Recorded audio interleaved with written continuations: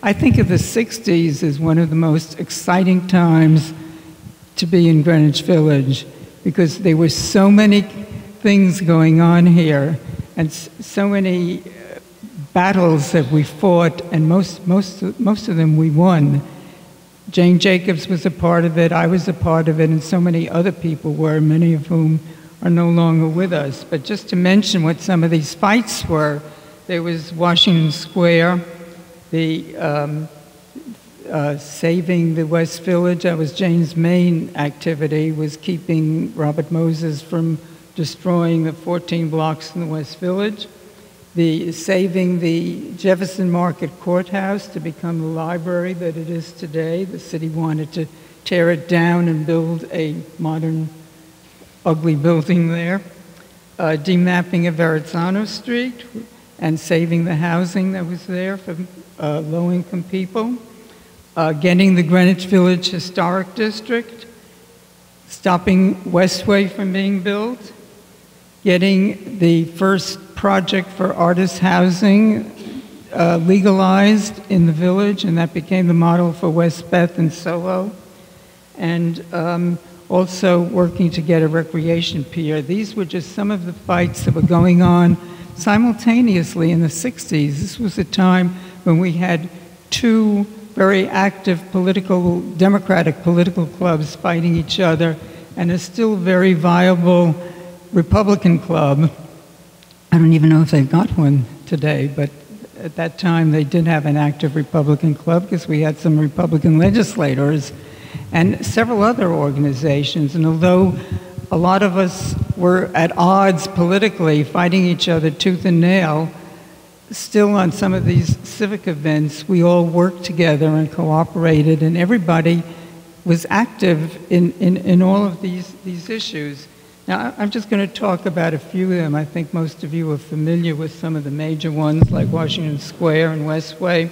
This is, first is a memo that she wrote to Jim Vanderpool, who was the first chairman of the Landmarks Preservation Commission.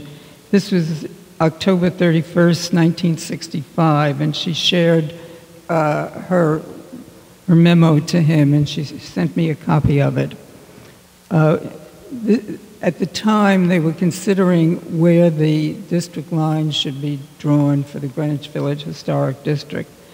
And she said, we urge that the proposed, this is a quote, we urge that the proposed historic district include all of Western Greenwich Village, that is, that the western boundary be drawn not short of West Street.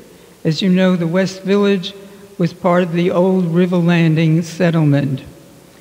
That's the end of the quote. She went on to describe the specific buildings, and she seemed to know the history of every building on West Street and Weehawken Street. Many of them related to the shipping industry, and many of them still functioning at that time in the 60s, serving the shipping industry and the ocean liners, which were still coming to the west side of Manhattan. She talked about the little building that was a former clam house on Weehawken Street, and Olhoff's Marine Works on the north side of Weehawken Street. That was one of the buildings, as she said, it housed the great organ. We used to take city officials on tours of those buildings, and I know when we went into that building, I was always told that the organ came out of the old Roxy Theater. Jane doesn't mention that, but that's a story that I have lived with all of these years. Then here's another quote from the letter. A little further north is Charles Lane. And I just parenthetically, I want to say that everybody concerned about the overdevelopment along the waterfront in the West Village would be interested in Jane's efforts to preserve Charles Lane. She goes on to say, it's the only remaining portion of the lane that led straight from the river to Peter Warren's mansion, directly eastward at what is now 4th Street. Along the lane, several old houses remain, also old stables converted to new work uses.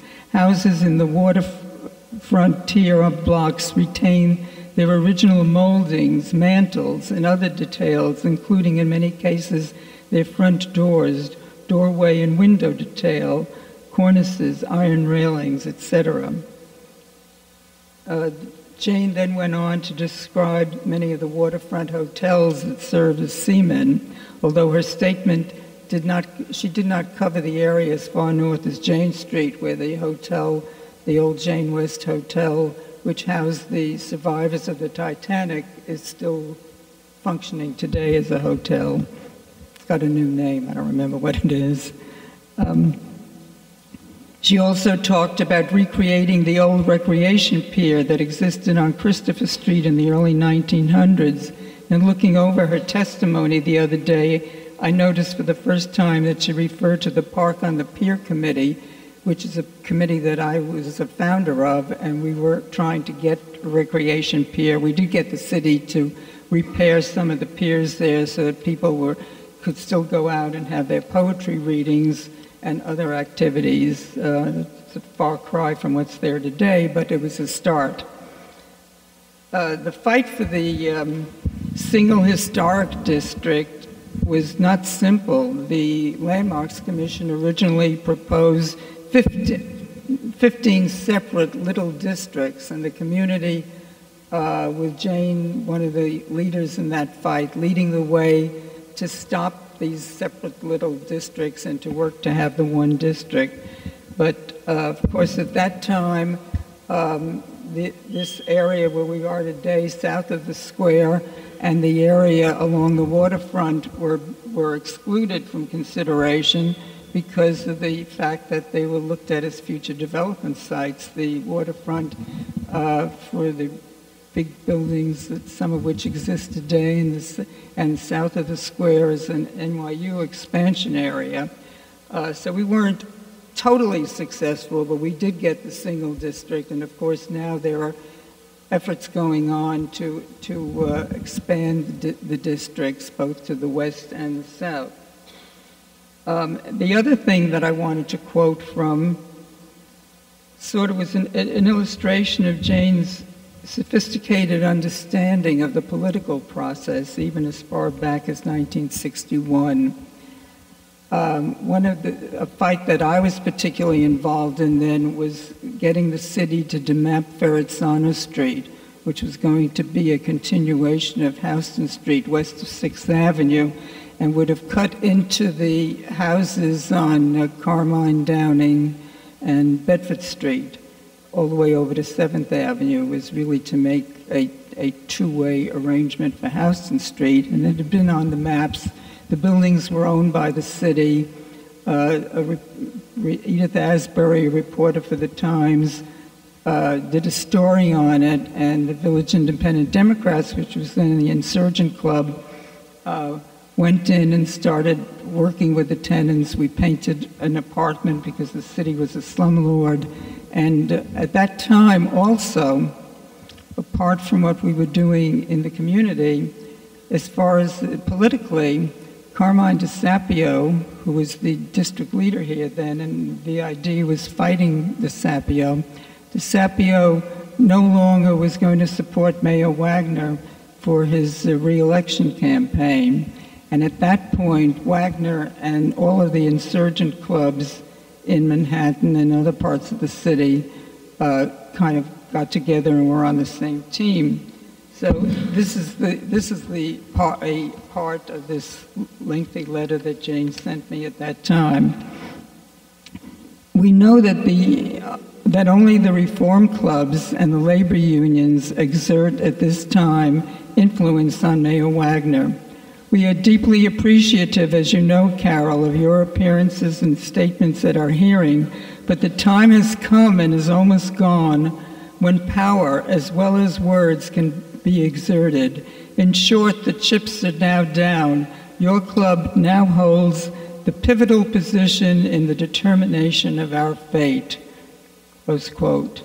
And of course, we all ultimately did get the West Village taken off that Title I slum clearance map, which was I think the first main fight that Jane was really instrumental in almost single-handedly stopping. And then of course came the Lower Manhattan Expressway fight.